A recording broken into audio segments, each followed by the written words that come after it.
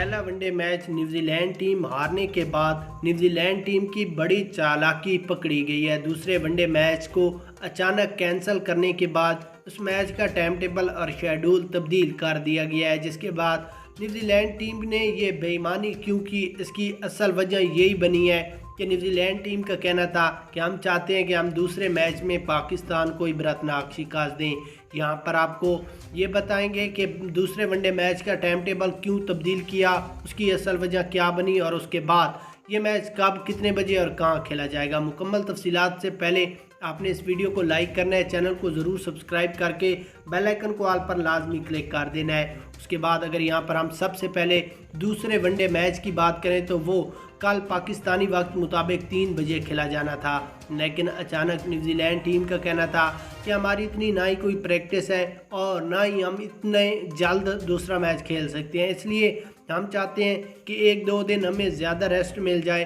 ताकि हम आराम से एक प्रैक्टिस कर लें, अच्छे तरीके से पिच का मुआयना हो सके और फिर जाकर हमें पता चलेगा कि ये पिच बैटिंग लाइन है, बॉलिंग लाइन है, तब भी हम पाकिस्तान को हराएंगे। अगर ये टाइम टेबल तब्दील ना किया गया तो हम दूसरा मैच कभी भी नहीं जीत सकते। तो उसके बाद अभी तक कोई भी ऑफिशियल बात सामने नहीं आई।